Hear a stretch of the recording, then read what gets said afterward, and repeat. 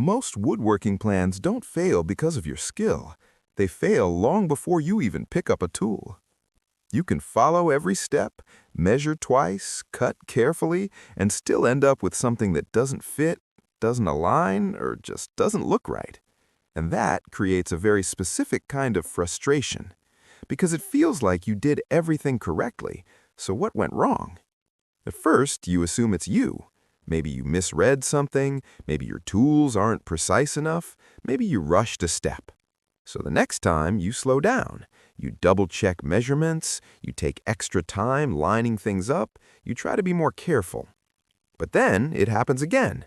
A joint doesn't close properly, a panel ends up slightly off, a piece that looked perfect on paper just doesn't come together in real life. And now it's confusing, because the effort you're putting in doesn't match the result you're getting. That's where a lot of people start to lose momentum.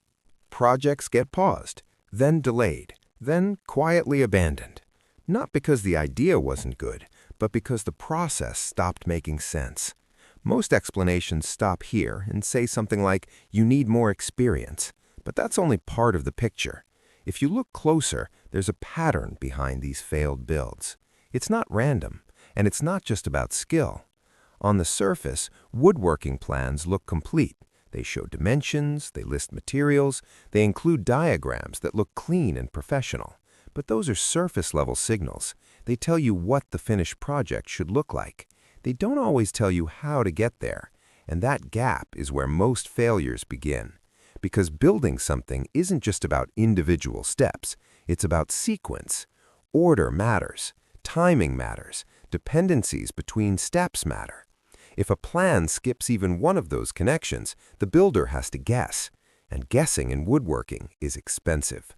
A measurement that's off by a tiny fraction on paper can turn into a joint that doesn't close in real life. A missing step between cutting and assembly can force you to improvise, and improvisation introduces variation. The more variation, the more things drift away from alignment. And once alignment is lost, everything downstream becomes harder to fix. From the outside, it looks like a small mistake. From the inside, it feels like the entire project is falling apart. So you adjust, you try to compensate, you sand a little more, you force pieces together, you tweak angles. Sometimes it works. Most of the time, it creates new problems. And now you're stuck in a loop, fixing issues caused by earlier uncertainty. This is where frustration builds the fastest, because the project becomes reactive instead of structured. You're no longer following a clear path, you're managing damage, and that's exhausting. Here's the part that usually gets overlooked. The real issue isn't that woodworkers make mistakes, it's that the plan leaves too much room for interpretation. When a plan is incomplete, it quietly transfers responsibility from the designer to the builder. Instead of guiding decisions, it forces decisions. Instead of reducing uncertainty, it creates it. And that changes the entire experience. Because now every step carries a question. Is this right? Am I missing something? Will this affect the next step? That constant doubt slows everything down. And over time, it erodes confidence, even when you're capable of building the project. If you step back, you start to see the deeper structure behind successful builds. They don't rely on perfect execution.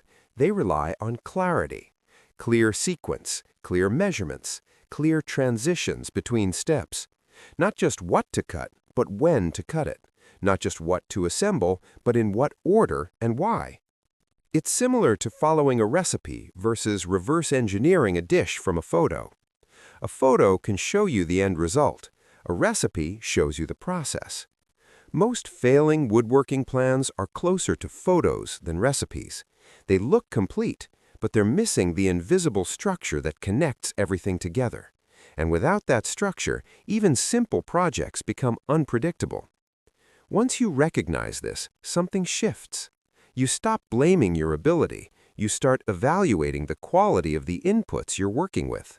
You start noticing whether a plan actually guides you or just describes the outcome. And that changes how you approach every project moving forward. Because the goal isn't just to build something, it's to follow a process that consistently leads to a result. When that process is clear, the experience becomes different. Less second-guessing, less rework, less wasted material. Not because the work becomes easier, but because the path becomes visible.